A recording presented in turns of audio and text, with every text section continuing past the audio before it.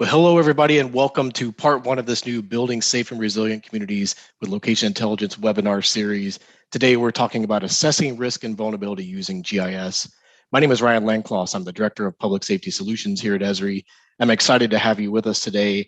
I will be your MC throughout this series and introducing our speakers today and really providing some context to this whole series and setting up our journey together. I'm extremely excited about this series. If you think about where you're joining from today, if you think about the world around you, and you think about your community, it's impossible, I believe, to look outside of that and think that things aren't getting more complex, more serious, more cumbersome than ever before. In fact, we could see, no matter where we are in the world, that we are inundated with crises, whether that's natural hazards that are coming at us, technological hazards, crime rates, poverty, and so forth. And certainly we know that all of these things aren't independent of each other, that they interact with each other and exacerbate each other over time. And while certainly we've all invested a lot of our time and effort in the ability to respond to one of these crises when they occur in our community, it's not really the solution for long-term sustainable and resilient communities. Now, I would say why it's not sustainable in the fact that certainly the drain on your resources, on your staff, is one part of that equation. Think about the funding and the effort that it takes to respond to some of these catastrophic crises. But it's also not sustainable for our communities, for the people that go through these events repeatedly over and over. So we have to be able to break this respond and recover cycle that we're constantly within to really start to move forward and think about a more resilient future for our communities. And to do that, I think we need deeper understanding of the nature of these incidents. We need to build the resilience in our communities that allows us to look across the whole entire community landscape, the fabric of our communities, not just at the parts individually. Now, when I say that, maybe thinking, well, my role in this community is to focus on law enforcement or justice or emergency management. And while that's true, you also can probably take a step back and realize that you've been impacted by decisions in other part of the community. A different organization provides funding for a specific area. You certainly see how changes in other departments' policies affect the way that you have to operate and adjust. That's just one example of, as a community as a whole, independently, we can make decisions. Independently, we can start to address what's in front of us, the parts of the problem, but it's not really changing the outcomes of the whole community as a system. And again, I would think if you look at and break down the factors that we look around, how we can start to integrate all of our thinking together, it's not just looking at the environmental systems, the things that we typically focus on, the natural hazards, the drought conditions, the fault lines in our community, the oceans that bring storm surge. But it's also looking at the social systems of the community, looking at equity and equality issues, the population and demographics, the health and welfare of our community, and the economic systems, the financial institutions with which we put money into investments, the infrastructure that we need to retrofit and build, and certainly future development, all interact together to bring forward this idea that there are patterns underneath these things that certainly interplay and interact with each other to change future outcomes.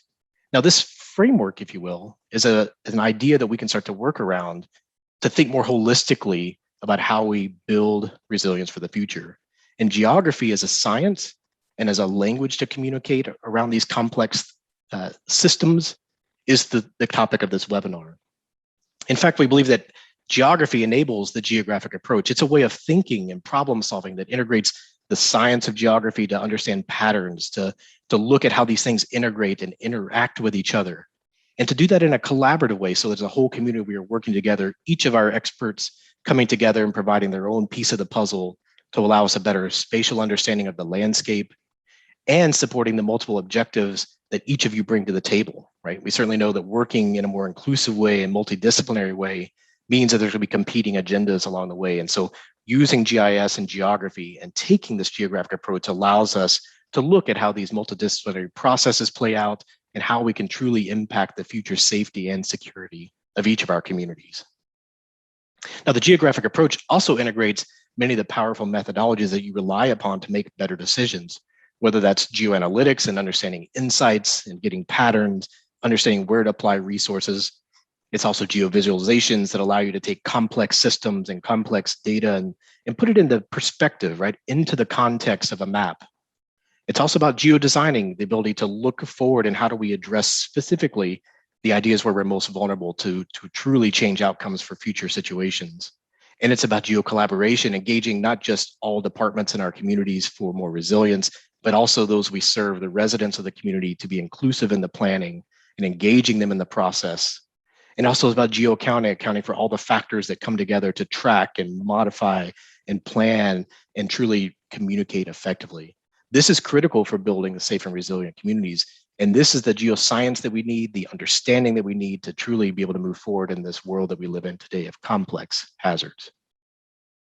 Now, the tool we're talking about, GIS, enables that geographic approach to take place. It's the tool that we rely on every day to measure our world around us, our communities, to assess the impact, to predict the outcomes of decisions, to better understand the world that we live in. It's also about how we start to make better decisions and apply those decisions to change the outcome. Again, this process and this framework for applying geographic knowledge is widely used in communities today, and I would guarantee that within your community, there is a wealth of information, a wealth of individual knowledge of geography and the power of GIS to truly enable this geographic approach to take place. And so this series is talking specifically about that, how GIS can help us build more safe and more resilient communities. We're going to break this problem down into 3 specific topics. The first today is about understanding the systemic nature of risk and vulnerability that exists within our communities, so that we can then, in the next episode, talk about how we design strategies to reduce this risk, to address the root causes of vulnerability in the community that can truly change future outcomes.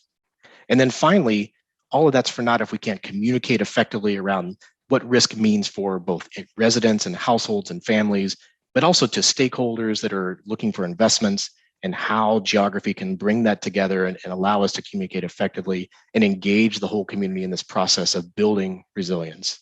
We hope that this 3-part series will give you a roadmap to resilience, and I'm excited to start today with this agenda with a series of great speakers that are going to help us frame the problem, set a bit of a foundation for today, and then start looking at how GIS allows you to apply the geographic approach to understand risk and vulnerability. Straight up today, I'd like to introduce our speakers at a high level and then turn it right over to them to get us started. First up, we've got Erica Nelson and Greg Greenow from Harvard Humanitarian Initiative. They're going to really provide the foundation, the call to arms, if you will, the urgency that we need to act today, and the value of GIS in this equation to truly make a difference. Next, Terry Martin with the NABSIG Foundation will set a bit of a foundation. There's a lot of terminology we've used already around resilience and vulnerability. And for many of you that are looking at data sets and trying to understand different indicators that you can engage in your methodologies, we're going to set some of that foundation so that you better understand the difference between vulnerability indicators, resilience indicators, and how they play a part in this deeper understanding that we need for resilience. And then my colleagues here at Esri, Olivier Cautré and Walter Potts, will actually start to look at how we can apply ArcGIS to the geographic approach in a community, looking at both analytics and desktop tools that you can start to play today in your decision-making process. And then finally, we'll close out with the resources for today that get you on your way for the next in our series. So with that, without further ado, I'd like to turn it over to Erica and Greg from Harvard Humanitarian Initiative to really begin to frame this conversation at a deeper level and send us off on this journey. So with that, Erica and Greg, over to you. Thanks for being with us today. Many thanks, Ryan, and the whole Esri team for starting this webinar series. I for one, am excited to participate or to watch all 3, and it's an honor actually to start the discussion off. So many thanks, and welcome everyone. Eric and I'll kind of introduce us both because we're of similar ilk. We're both, strangely enough, emergency physicians and still practice our. But we spend most of our research time actually as spatial epidemiologists studying humanitarian populations and so use a lot of epidemiologic data and population-based data. And so, and I know most in this audience are probably in that vein as well as public safety people and operational people. No doubt you deal with population data all the time, and so. Much of what we're going to start the discussion with, at least, is around GIS using population data, but also looking at risk. So, Erica, if you don't mind advancing the next one, please. Many thanks. So, I would be totally remiss, I think, if I didn't take advantage of the contemporary moment and talk about risk. and the fact that we had probably one of the most significant reports just come out last month. This is the Intergovernmental Panel of Climate Change 6th assessment report, which got a fair amount of press because it is, and I think most would agree, a wake-up call for public safety and for this audience in particular. And Ryan, showed a great slide that kind of illustrated all of the disaster, sort of things that we think about when we turn about disaster planning and preparedness and mitigation. And climate was in there, and I would argue climate change, in particular the dynamics of climate change, are going to influence all of those to some degree or other. So I'm going to use this really as a stepping point for us to launch this series. And the 4 things that the climate report came out with, and by the way, this is the ARC 6, this is actually the Working Group 1. And Working Group 1 is tasked with examining the physical science underpinning the past, present, and future climate changes. And so most of us probably are more familiar with Working Group 2, and that's the group that focuses on impact, adaptability, and vulnerability. That report, by the way, for assessment report number 6 is going to be coming out in February of 2022. So look for that. But I think this is a useful report for us to start this webinar series because it does have obviously all this basic science, and sometimes basic science and climate science in particular can be a bit dense and hard to wade through. But I want to elaborate on the fact that I think we should be embracing this through GIS and how it affects our risk and vulnerability. So this report that came out had sort of had 4 essential findings. The less bolded 2 on top and bottom, while they're important, obviously, for all of us living on Earth, about the human influence and how you limit human influence to climate change. They probably have more relevance for the policy implications and the policy makers. The bolded 2 in the middle, however, I think are very useful, probably to this audience, particularly those who work in operations and public safety operations. And that is the state of knowledge about the possible climate futures and the relevance to regions and sectors. That link on the bottom, and I think we will be sending you links after the webinar, but that link on the bottom is actually quite useful.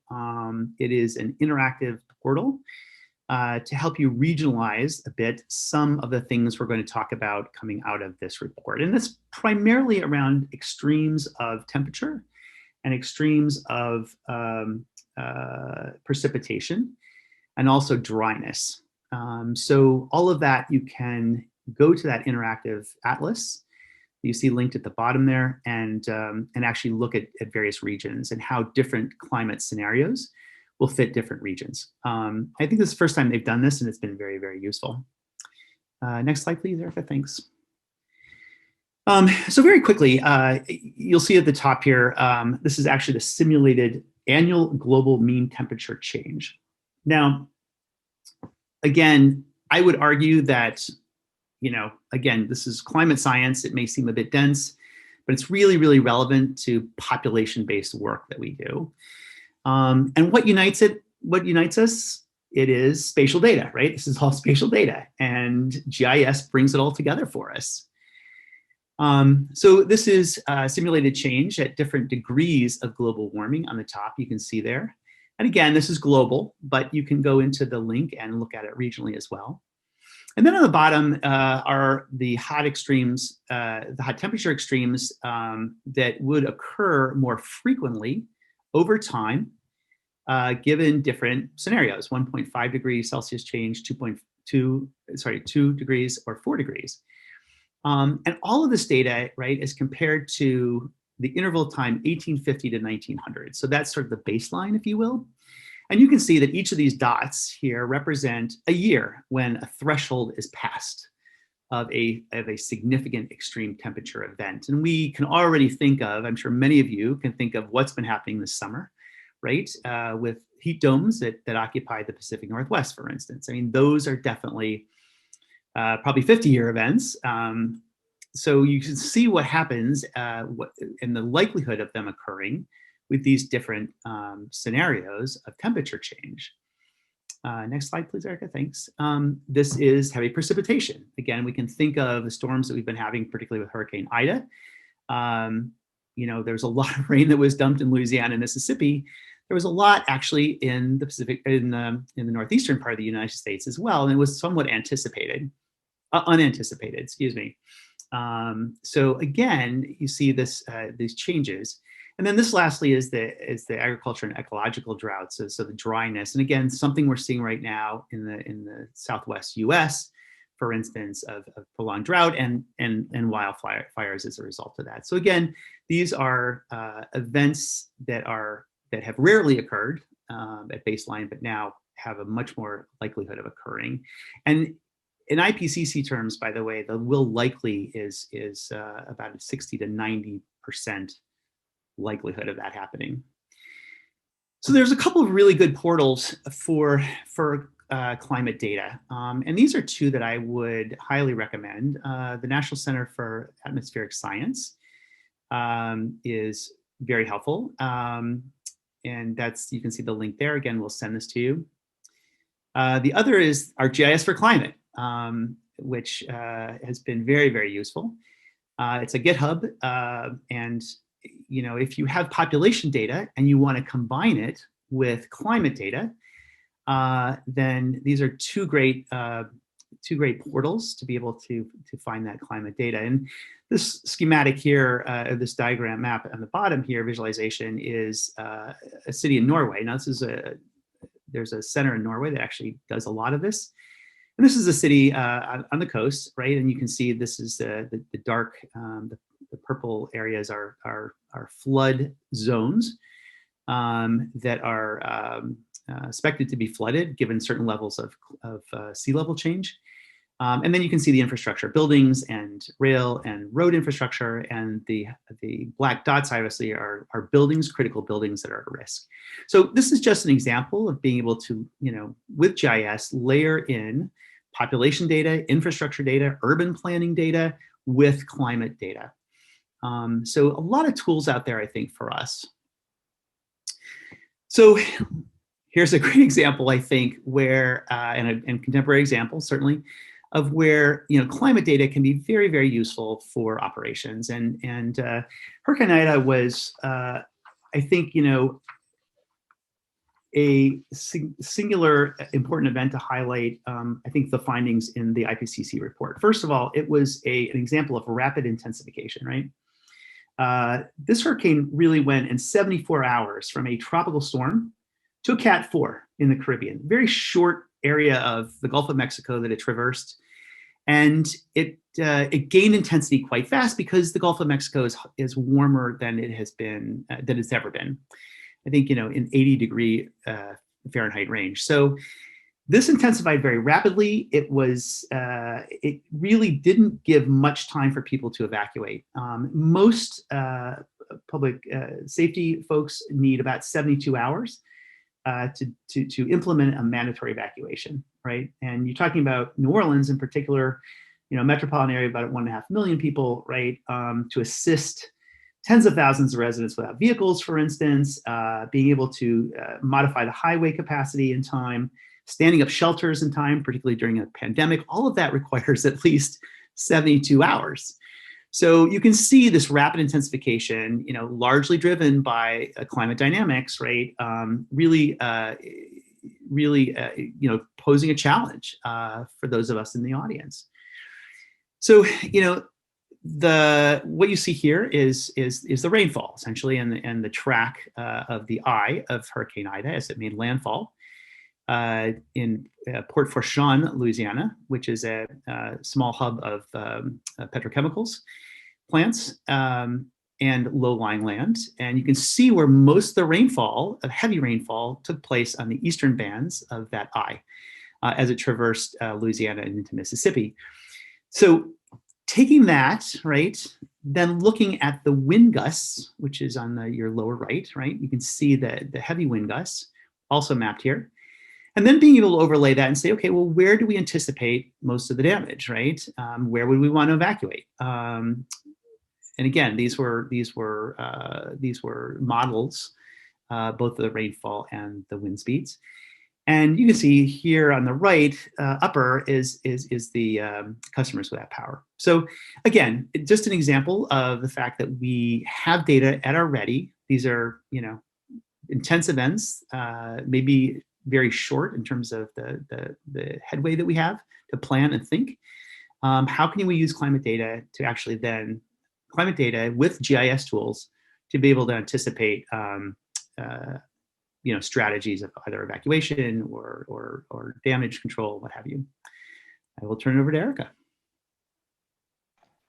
Thanks, Greg, for that kind of horrifying overview of the state of the world and why it's so important that we utilize the power of GIS to start to understand the vulnerability of populations that are facing climate change and climatological related disasters. In my time remaining, I'm going to talk briefly, kind of higher level understanding of modeling vulnerability with GIS and why GIS has such an extraordinary potential to be able to allow us to understand these interdisciplinary factors that lead to vulnerability and will allow us to kind of create policies and programming to create more safe and resilient communities. Now, importantly, we want to define vulnerability very briefly. Vulnerability in this context is not necessarily just exposure to a natural hazard, although that is part of the function. It is also about understanding the likelihood of incurring harm from an exposure. This is something we determine we call susceptibility. Now, in many disaster response, disaster preparedness, and disaster resilience models, we also need to include our adaptive capacity, our community's ability to respond, survive, mitigate, respond, and recover capacity. So, as Ryan was mentioning earlier in this webinar, GIS is this extraordinary interdisciplinary force for good that allows us to take all of those different layers of geocoded data, whether it be exposure data, as Greg was talking about, climatological data, or socioeconomic, demographic data, infrastructure data, and be able to integrate them through maps and math to create better insights and better programming. There are so many different ways to do this, and today we'll be talking about the spatial characterization of vulnerability. As Greg and Ryan were both mentioning, we have so much available geocoded data that allows us to understand the vulnerability of our communities. We have exposure data, such as these flood predictions and heat and drought predictions that are coming out with increasing granularity and increasing accuracy. We have climatological disaster predictions. A couple that I've highlighted specifically down in this lower left-hand corner are the NOAA Sea Level Rise Viewer, which is extraordinary, and I recommend that you go check it out. It has wonderful granularity for you and your community throughout the United States. And then we also have evolving modeled hazard maps, as is evidenced by this hazard map of the Philippines down in the left lower-hand corner. We have an increasing number of social vulnerability indices, such as the CDC's Social Vulnerability Index, that really bring together many socio-demographic variables such as race, income, educational level, housing, infrastructure availability. We also have lots of baseline medical statistics, geostatistics, so that we can understand the medical fragility of our communities. And then we also have wonderful conflict and political variables such as ACLED that allows us to understand how our communities are interacting with each other and how that can make them more vulnerable. And then we have adaptive capacity information that includes infrastructure, resource availability, and resilience indicators, as will be discussed later in this webinar. But two I want to highlight, of course, are things like our health facilities maps, plenty of data available to you on the Humanitarian Data Exchange with regards to facilities, and then also things such as this Hurricane Preparedness Program map that is produced by Direct Relief, that shows us where hurricane preparedness programs are already enacting, overlaid with historical hurricanes. I wanted to highlight one extraordinary example of integrating these things. This is the vulnerability to climate change portal that's online and available to everyone. It's through the Washington State Department of Health, and it incorporates environmental exposure data, as you can see on that left-hand side, including ppms, ozone concentration, toxic release from facilities, and emissions, and integrates it with socioeconomic factors and vulnerable populations data, such as race, ethnicity, poverty, a lot of those social vulnerability indices variables, but also includes some underlying medical fragility data, including cardiovascular disease. And they integrate them and create this beautiful choropleth map that you could toggle back and forth with that shows these environmental health disparities and those communities that are most vulnerable to climate change. Now, this portal has been increasingly used, especially over the last year, given the heat dome in the Northwest, in order to be able to influence policies and programmings in order to make more resilient communities and better disaster preparedness. Now, just at a high level, as many of the folk in this webinar will talk to, defining vulnerability models and creating vulnerability models is quite the science. It requires a lot of questions regarding how you define vulnerability. Who are the populations that you are intending to study? Are you talking about the entire community? We're talking about much more specific vulnerable populations, whether they be women and children or opioid dependent patients, the medically fragile. I want you to lend an eye towards scale, because if you are looking to influence global policy and funding, then the scale of climatological and demographic data is of course going to be very different than if you are trying to influence your community's disaster resilience and preparedness models. And then lastly, and most excitedly, you have to think about your method and the questions that you want answered. So if you're interested in just identifying the vulnerable populations in your community, you can create choropleth maps, as you see in this right upper corner, where in Alameda, they overlaid the social vulnerability indices with potential flood maps to be able to identify their most vulnerable populations. You can ask questions about clusters and outliers of vulnerabilities, as I have done down here in this left lower corner map, where we're looking at gender-based vulnerability in Rohingya refugee settlements. In this study, we looked at not only the clusters of high levels of vulnerability of gender, of women and girls in these communities, but we also looked at outliers, which communities were more vulnerable than their neighbors. And we started to piece that apart to try to figure out what are the variables that are lending to that increased vulnerability in those communities. There's also the possibility of looking at vulnerability over time through spatial temporal analysis or time series analysis, as can be seen looking at COVID rates and COVID trajectories down here in the right lower corner. And then lastly, we can dig down a little more and think about how we try to identify which variables influence vulnerability in which communities heterogeneously. So in one community, something like ethnic inequality is more likely to make you vulnerable to flooding than in another community where perhaps housing infrastructure or lack of good housing infrastructure could make those communities more variable. And we do this through something called regression modeling, as is evidenced by Chung et al. In 2017 in Korea. Now, we have so many different ways to identify and discuss and define vulnerability, so many different ways to scale it, so much data, and so many different methods that there are just so many possibilities for utilizing this vulnerability modeling for disaster resilience. We can use it for preparedness, identifying where we need to source certain medications, where we need to stock up on electricity, where we need to build evacuation routes. But it also speaks to how we're designing our cities. How do we geo-design our cities for a resilient world such that those that are most vulnerable are protected? And so with that very grandiose call to action, I'm going to hand it back over to Ryan so that we can continue our discussion today. Erica, Greg, thank you both for that great kind of framing of the problem, if you will, the focus on the why, right? I took away some tangible things, why we need to do that. And you just kind of alluded to it in the very closing slide, which is, each of us realize that our resources are limited, right? Our ability to target resources to specific areas, to specific individuals, to specific parts of a community is so needed because we realize that not every part of a community needs the same level of support as others.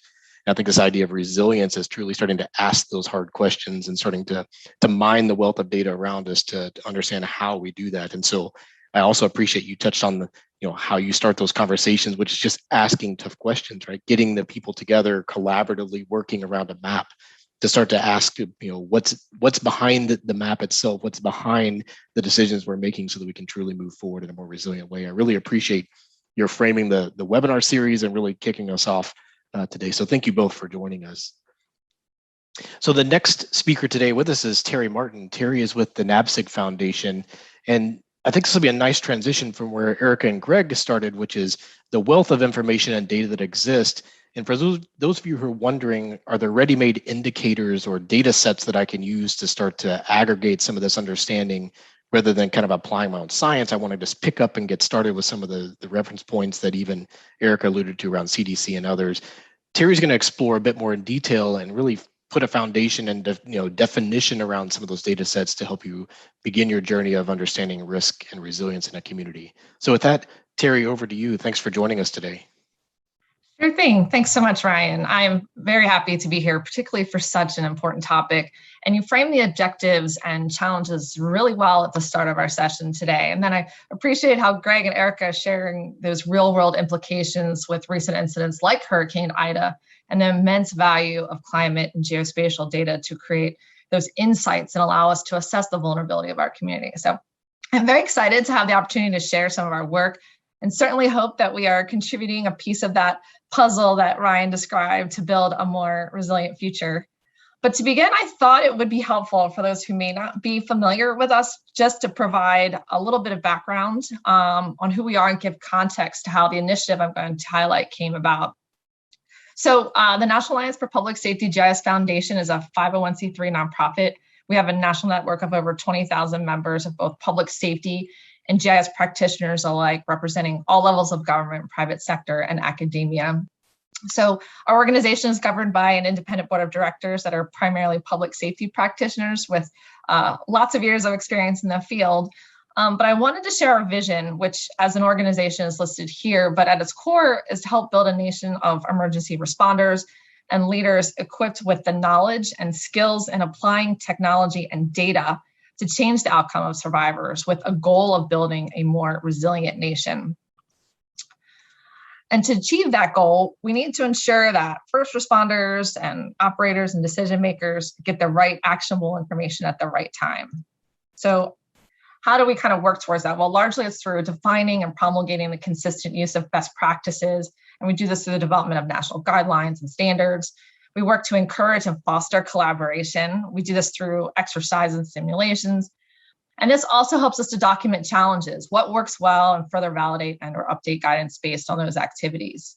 Additionally, through education and training, we aim to build the capacity of the community, which is our mission. And finally, we work to transfer that knowledge and skills to the community. We do this in many ways, whether it's video, written tutorials, or toolkits, or technical support. And our hope is that we can build the community's capacity to leverage these resources during blue skies, but of course, we often support during gray skies as well. But as we learn from our work and support of the community, we provide those lessons and best practices back to the community to leverage.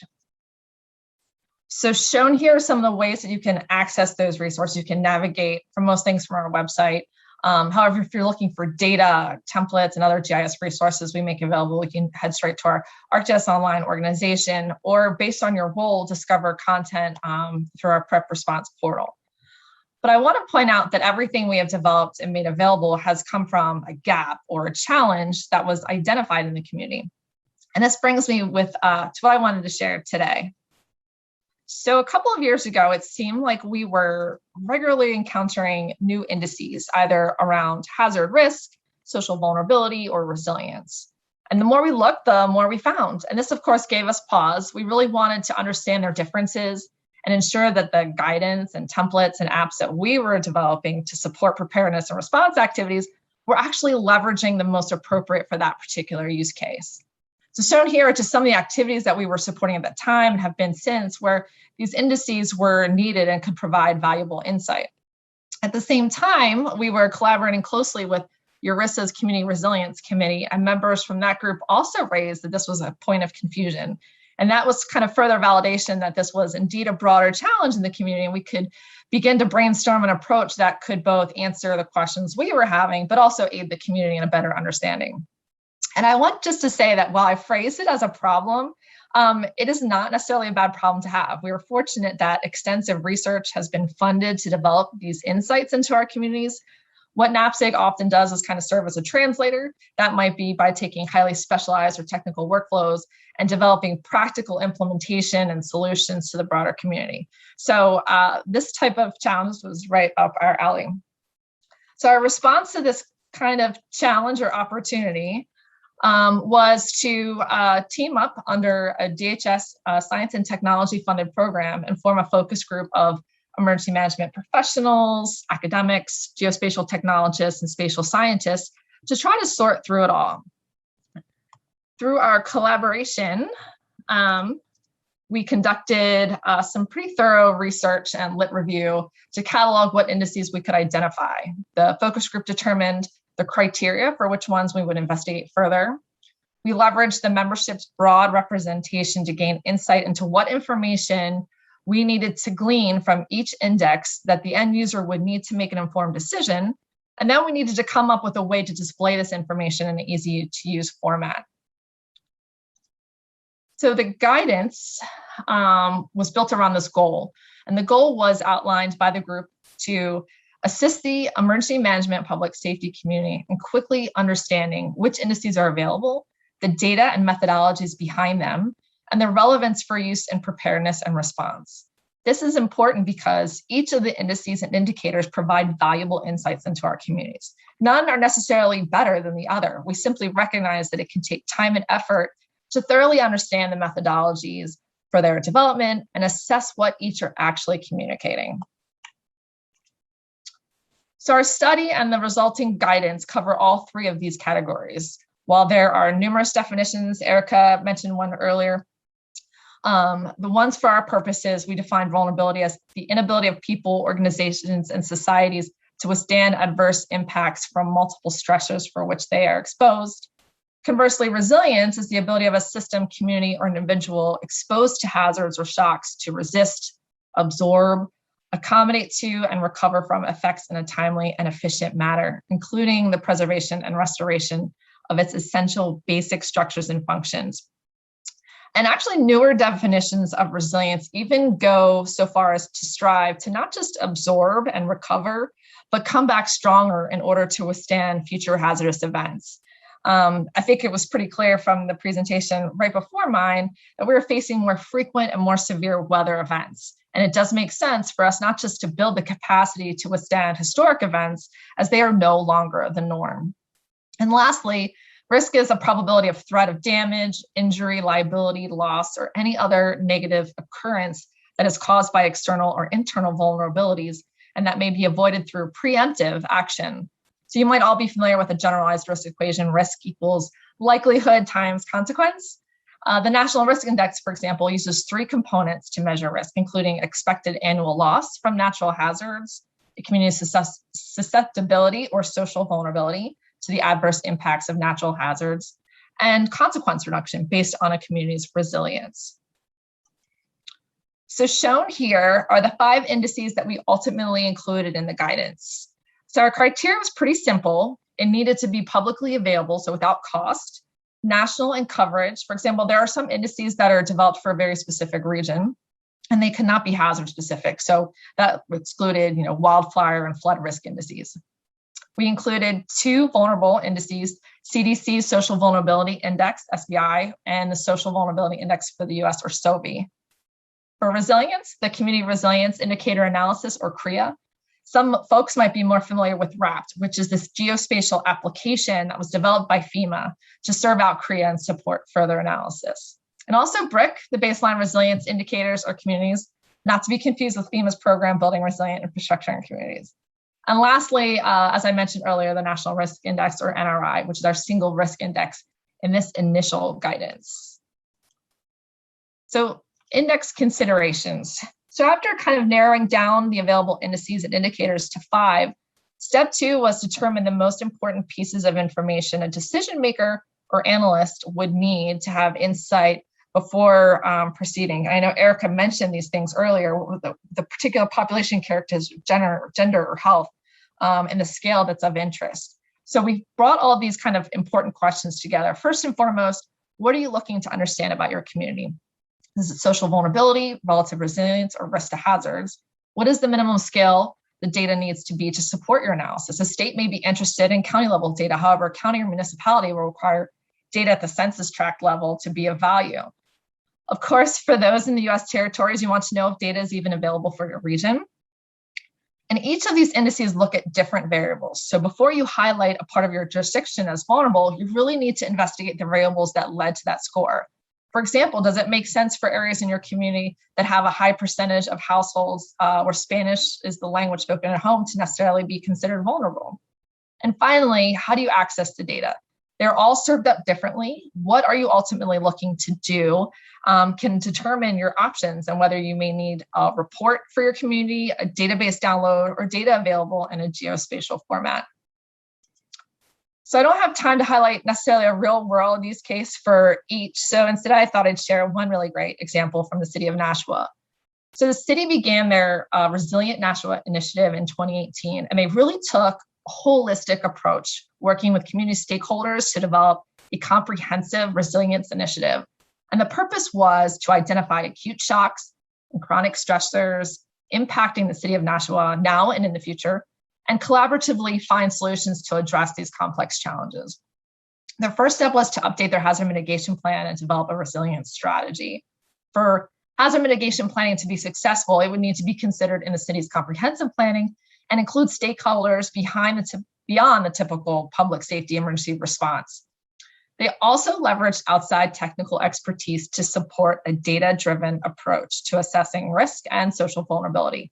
They consulted with subject matter experts and reviewed available indices and models for hazard risk to ensure that these factors were considered across all of the city's plans. And Justin Cates, the City of Nashua Emergency Management Director, describes the role of an emergency manager as risk reduction integrators, which I love. And identifying the tools, data, and subject matter expertise from the broader community all together is what lays the foundation for building stronger communities. So whether you're looking to develop a long-term citywide resilience strategy like Nashua or conduct analysis for your hazard mitigation plan, you can check out our guidance online. After compiling all of the metadata we needed, a good way to serve it up. And in the end, Experience Builder was the best way to communicate all that we wanted in a dynamic and engaging way. So what you see here are the 3 primary ways to interact, learn, and compare each of the indices. So first, we provide an overview chart that answers the key metadata about each one in an easy to consume table. And I can show that in more detail in a moment. And the second is a variables comparison chart. This might be the most useful product, as prior to this, there was really no easy way to compare them. And we organized them in 9 categories, for example, demographic data, economic and household composition variables, and so on. And third is a page dedicated to each of the 5. And here's where we provide a more in-depth description on the methodologies used to derive the index, limitations for their use, and wherever possible, we embed a viewer to interact with the data right in the page. So here's a snapshot of some of the attributes we capture in the overview chart, and a great place to start if you are looking to use this guidance. And I'll be sure to include a link to it at the end of this webinar. So finally, what's next? Well, you can access the guidance today and use it as a cheat sheet to help select which to use. Or if you forget where to access some of the data, services, or downloads, we provide them all here in one-stop shop. And as each of the data owners provide more ways to serve out their content or make updates, we do try to keep that as current as possible. And you can inform this guidance and future iterations. Let us know what would be helpful and share other indices that you would like to see included. We are also interested in how you're using each of them. I know the data owners are also interested in that as well. So if you have used them in your own projects or analysis, we would love to hear about it and add your great work to our use cases. And then finally, I mentioned the ERISA Community Resilience Committee. So if you're interested in getting involved, they have a number of subcommittee groups that are doing really cool things. I provide the link to find out more information there. So with that, thanks so much for allowing us to share. I will turn it back over to you, Ryan. Excellent. Well, Terry, thanks so much for that great overview. I appreciate that you kind of demystified some of the nomenclature. Number one, this terminology, what we see, and then part two is just the comparison ability to look across these common indices and really understand when I should use one, why I should use that one. And then, as you talked about there, bring that into my own decision-making process and really start to move forward in your resilience planning. And thanks for sharing the City of Nashua as a good example of how they've done that. So what we'd like to transition now is, we've kind of framed the problem. We know the call to action, why we need to act. We've started to look at there's some ready-made data available for us to take action with. What we'd like to talk about now is like applying the geographic approach to the problem. So really looking at how ArcGIS as a technology can allow us to start to exploit these indices and the data to dig deeper into our communities, understand demographics and characteristics that allow us to plan better response for the future and build resilience. So with that, I'd like to introduce Olivier Cottret and Walter Potts from Esri, who are going to start the conversation and take us on a journey, if you will, around applying GIS technology to this problem. So Olivier, over to you. Thanks for joining us today.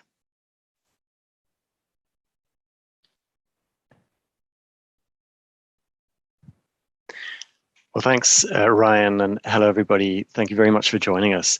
My name is Olivier, and I am the Director of Humanitarian Solutions at Esri, part of Ryan's public safety team. I'm going to run through with you a tool called Business Analyst, which was, well, as the name implies, primarily developed to support business and market analysis decisions. But we'll see that with a bit of creative geographic thinking, that the various spatial analytics that it provides can be just as well applied to disaster risk reduction decisions. Now, before I jump in, I did want to recap the notion of risk, as Erica explained, as a factor of the probability of a hazard occurring and vulnerability to that hazard of assets of interest, people, schools, roads, hospitals. And proximity, of course, is a very important variable in this. A hazardous event that occurs away from any of these doesn't really pose much risk, you could argue. Whereas a hazardous event next to a hospital or a school or roads poses more risk. So when we talk about risk reduction, at least with hazards that we can't do much about, what we're trying to do is reduce vulnerability and reduce exposure of what is most important to us. So you could call it a constrained optimization problem. How can we most effectively reduce risk given our finite resources? Where will we have the most impact across multiple variables and criteria spread across our geography? Should we reduce vulnerability to hazards of hospitals first or of schools? And before joining Esri, I worked in the humanitarian mine action sector at the Geneva International Center for Humanitarian Demining. And we came across this problem very often. Different minefields could endanger schools, roads, hospitals. So where should we be demining first? Which minefields are causing the greatest risk? And at that time, we developed a tool to help us with this problem called Prisma. And essentially, it was a weighted proximity analysis tool. It allowed us to weight layers according to importance, and from that, determine which minefields cause most risk. So here we weighted schools, roads, and hospitals and scored the minefields according to their weighted average distance from these features. Now, as ever, there's always multiple ways to address the same problem. And today I want to show you how we can apply Business Analyst to address similar issues. Now, Business Analyst is essentially an application that packages up spatial analysis. And once it's configured, it can be used by a much broader audience than just GIS professionals. So it aims to provide rapid analysis capabilities directly to decision makers.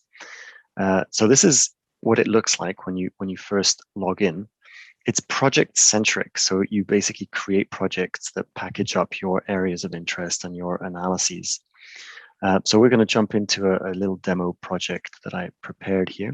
And you can see that it is centered on the Philippines.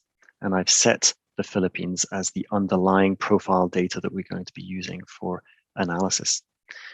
Before we do the analysis part, I just want to run you through the environment here. So you've got a number of tabs across the top. You've got an add data tab to bring in data either from web services or your own files. You can also customize the underlying analysis data. You can create maps on the fly. You can customize areas for analysis, and you can run these analyses. So suitability analysis here, void analysis, and then share results out. In the first instance, what we're going to do is just a very quick population profile that is exposed to a hurricane. So I brought in, using this add data tool and going into web maps and layers, I brought in a data that you can find on Living Atlas of active hurricanes. So here it is there. And what we're interested in, you can see it's just clipping the north of the Philippines. And we might be interested to know, what is the total population that's going to be affected, say, by a 10 to 20% chance of 64 knots and higher winds. And all I do there is click on that polygon and pull in the infographics for that. And immediately I have a population profile of those who might be affected by that wind. I can edit what I'm seeing here, of course. I can configure it differently. So just by going into the edit tool here and picking different variables, so editing my variables, maybe I'm interested in age, maybe I'm interested in the population aged 60 and higher, or rather the number of people aged 60 and higher that's going to be affected here. So I'm adding this to my set of variables, and you can see that immediately it gets added to my infographic there. Now, once I have determined or gotten a sense of the population that might be affected, I'm going to want to act on that.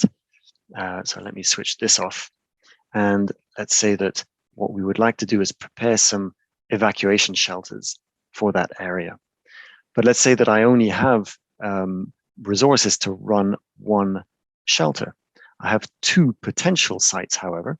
I've got one up north here and one in Santa Ana down south. And I need to decide which of these two shelters or these potential sites I'm actually going to put my resources on. And I'll decide that based on the population profile around those shelters.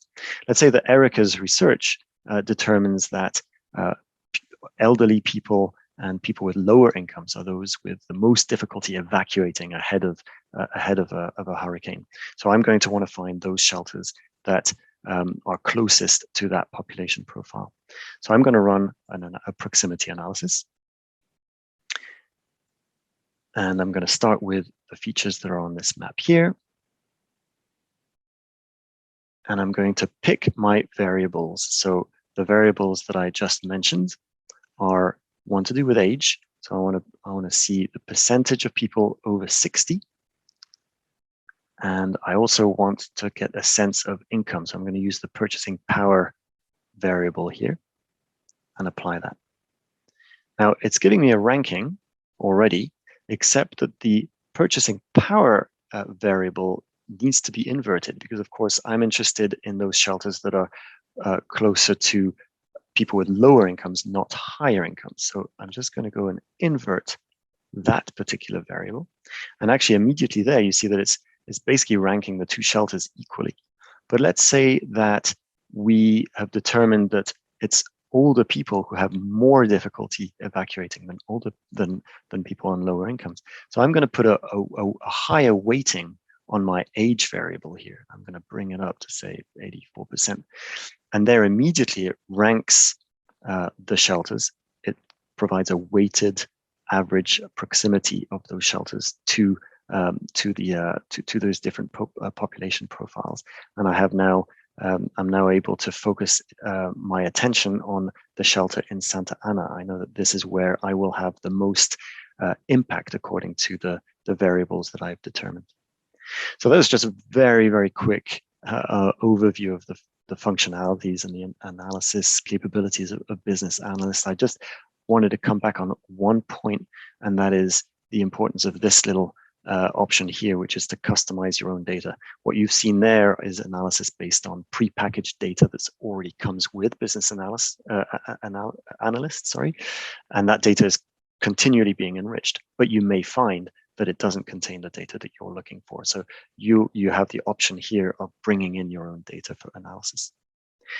So with that, I'll close my presentation of business analyst, and I will hand over to Walter. Thank you very much. Very good. Thank you very much, Olivia. Yes, my name is Walter Potts. I work in the Public Safety Solution Development team here at Esri. And what I want to show you today is one of the new solutions that we've been working on in the last year or so, called the Flood Impact Analysis solution. For those of you that are not familiar with solutions, they are a set of pre-configured maps and apps that can be used to solve very specific problems. In this case here today, we're going to be talking about the flood impact analysis. This solution is designed to be able to help communities develop resiliency by understanding how a flood impact is going to impact their community. So it can be used to develop the localized flooding scenarios and then visualize the impact of that flooding on your public infrastructure, your critical facilities, and vulnerable populations.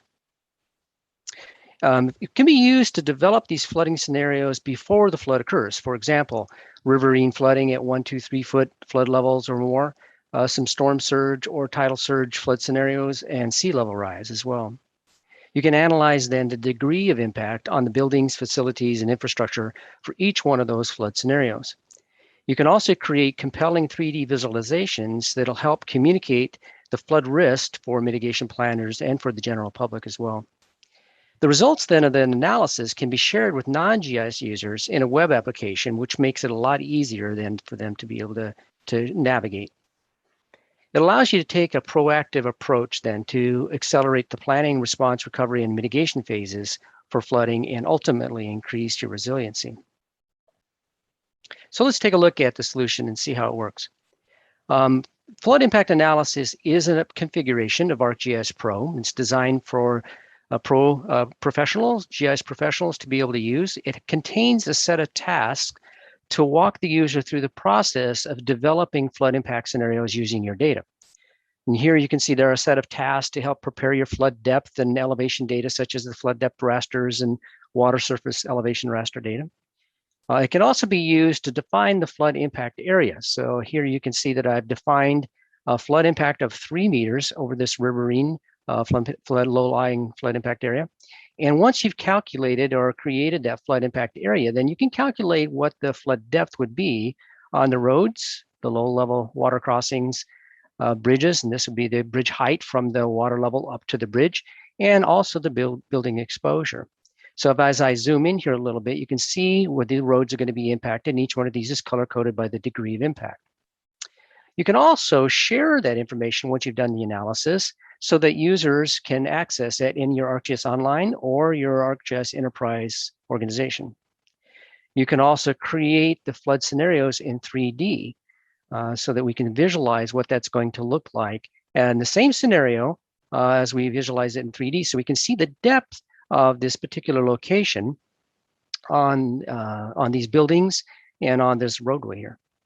You can also navigate around with it through these bookmarks. We can see what it's going to look like as the flooding is going to impact the community. We can visualize these low-lying areas, the buildings, the roads are going to be impacted, and the bridge clearance height for the flood at that particular scenario. Once you have created the 3D scene, then you can publish it for non-GIS users to be able to access in a web scene.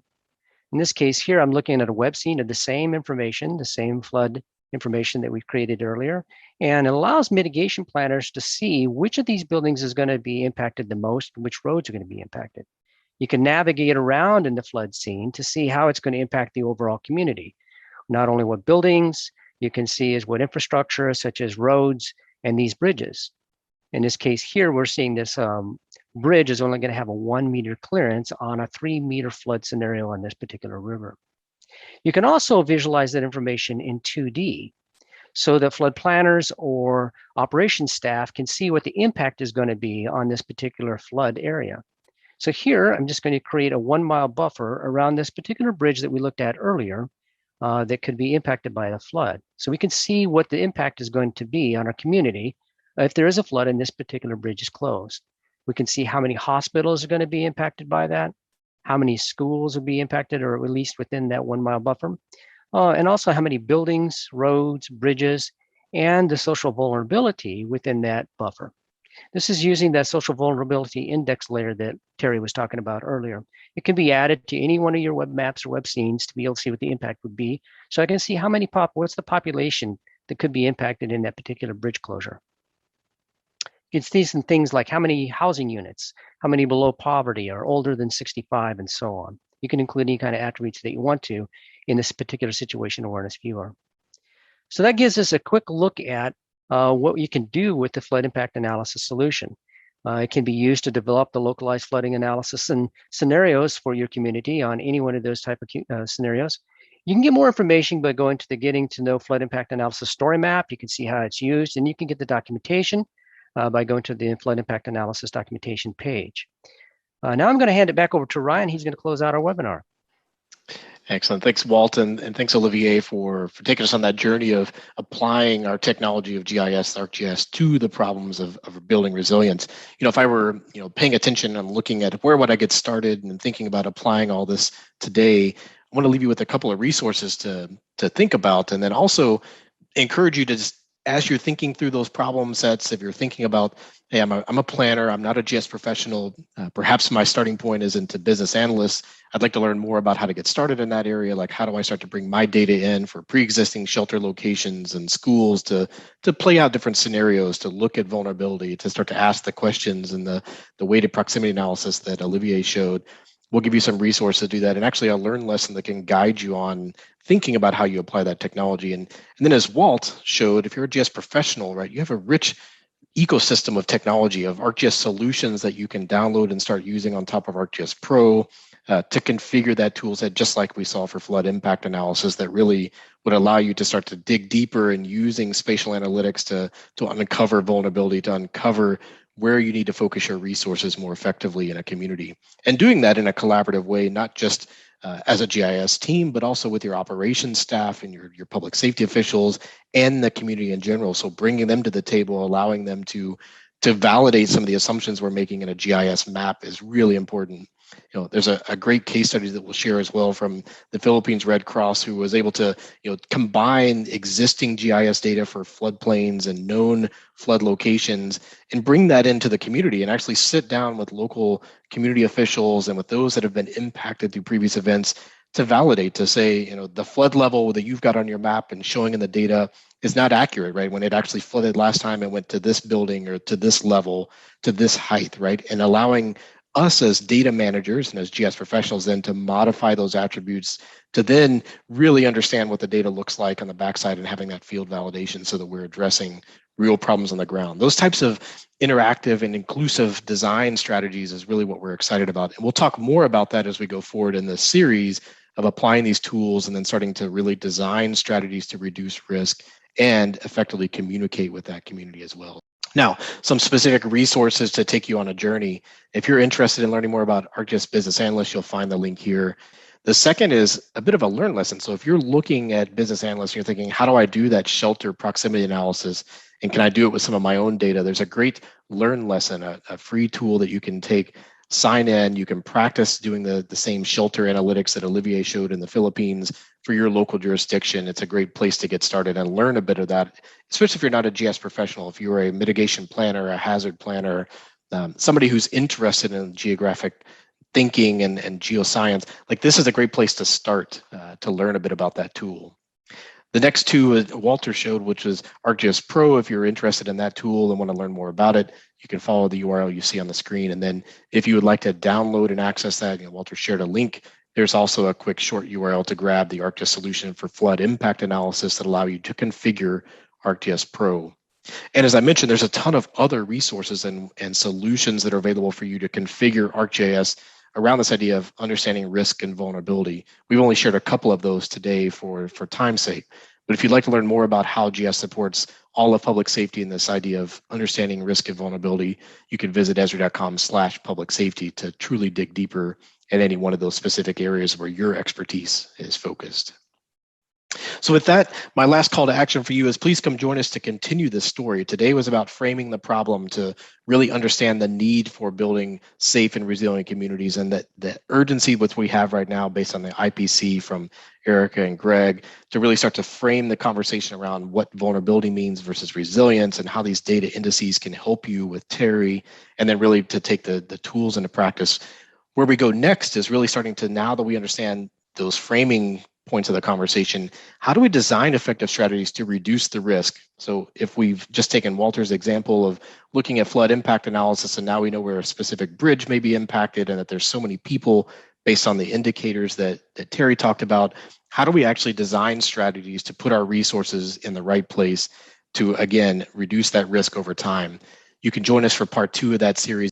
And then finally, we will culminate in the final part 3 of our series coming up. This is about how do we then effectively communicate risk to enhance resilience. Certainly, all of this data, all of the indices, all of the decisions that we make can be very complex for residents and people that we need to take action.